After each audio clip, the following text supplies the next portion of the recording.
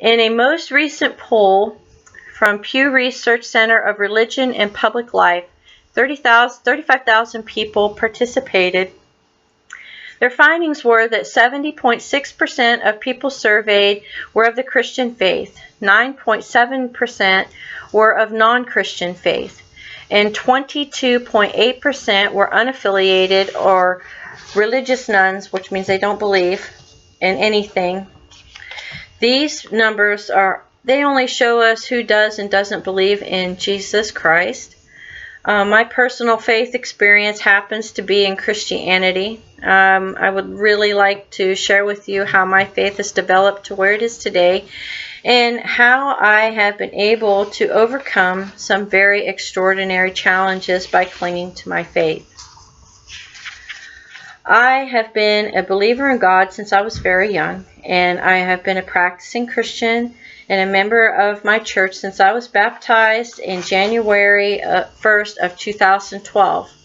My grandma and my mom would teach my sister and I from our King James Version of the Bible from the time that we were very young. Now, I practice out of the NIV version of the Bible, or it's the New International Version.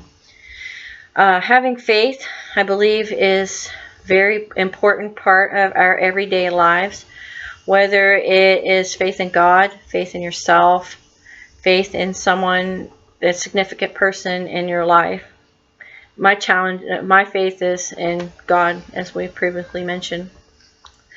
I think that it helps us helps us focus on challenges that we face day to day, and help us to develop perseverance, and it help us to push through our lives. Some areas I would like you to explore with me in my developing faith are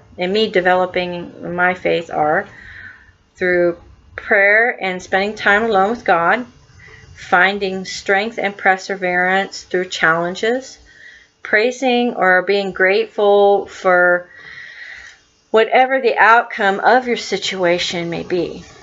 First, developing faith through prayer. Praying does not have to be complicated. It is the same as having a conversation with your best friend, or depending on your situation, it'd be like talking to your parents, talk to your mom or dad.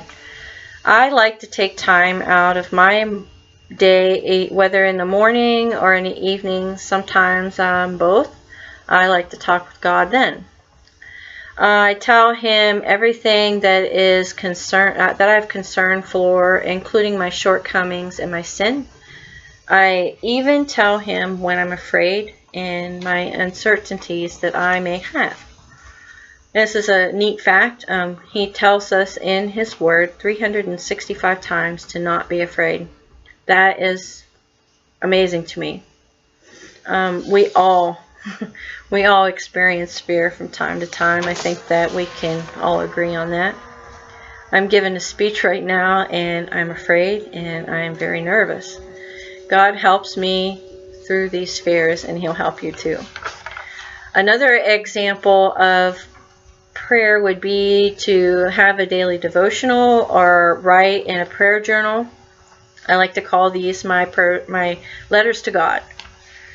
When I write in my journal, it's things that I have a difficult time saying verbally. It's easier to write something down sometimes. And believe it or not, it will assist you in organizing your thoughts better. And by doing that, it will help you develop a better thought pattern and help you develop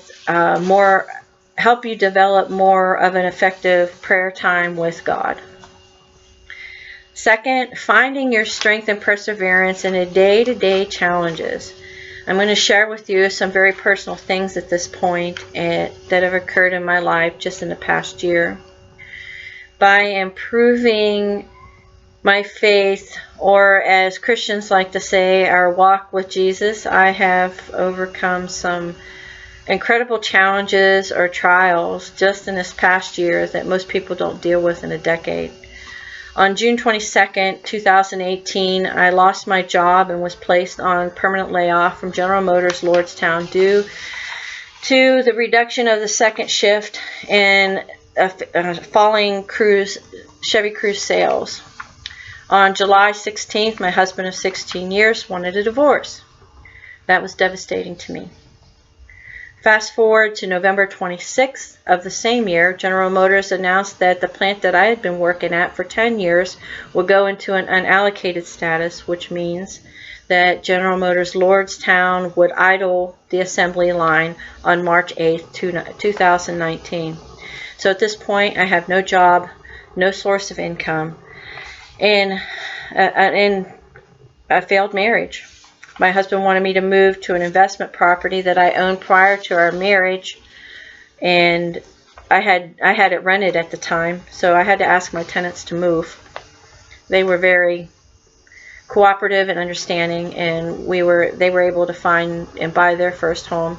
So me and my 11-year-old son moved out of my husband's home, so we were on our own. Through those trials that I just mentioned, I maintained my faith. Although difficult, I did it through prayer. I asked a lot of questions and I doubted God. I found it extraordinarily difficult in learning to trust God, that He had my best interest in mind, even though He allowed all this stuff to happen to me, even though I couldn't see it at the time. And third, praising and giving thanks no matter the outcome of your prayers. That, in other words, whether your prayers were answered or unanswered. As for all the challenges I have previously mentioned, from my employer to my marriage, I prayed for them all to work out for the best. They may not have worked out in the way that I wanted them to work, but they worked for the best. My marriage, I'll be truthful with you here, was a train wreck from the very beginning. I thought that my love would override the differences, but it only works if you both want it to. I was in a relationship that was emotionally, psychologically abusive and exhausting. And quite frankly, my son and I are much better off out of that toxic environment. And at the beginning of the end of my marriage, I thought I was going to die from the pain and the hurt. But I didn't, because in my personal opinion, I had faith and trust in God, had a plan and I gave thanks to Him for these unforeseeable blessings. For example, I had no idea that I would have an opportunity to go to college and graduate with a degree. I also didn't know that there was a state-offered program that would be picking up the tab, so I got to go for free. How awesome is that? Concerning my job, that yet has to be determined. I do believe in my heart that General Motors is going to get another product, and she's not done. She's not going to close her doors forever. It's not going to happen. A lot of people think differently, but I have faith that it's not. Some people say we're foolish for believing that. Other people feel the same way as I do. I think that I pray and I thank God each and every day for the blessings that He gives me and the unanswered prayers. Most times those are the ones that I have to be most thankful for. I hope that I've given you a good description on how I have grown in my faith and through this one crazy year of trials, that prayer has helped my faith develop, and it's helped me give me a stronger relationship with my Father in heaven, my friend, my Creator. I've discussed with you how I pray to develop my faith. I've told you some very personal things, which is part of my testimony to my faith. I give thanks. I told you how I give thanks and praise to God no matter the outcome of my prayers, whether they are answered or unanswered. And also, learning to trust God is a huge part of faith. They go hand in hand. So if you want to develop your faith, do it by talking to God like He is your best friend. Pray, praise Him, read His Word, Everything you need to know about him is in there. I believe having faith is really important in this uncertain world that we live in right now.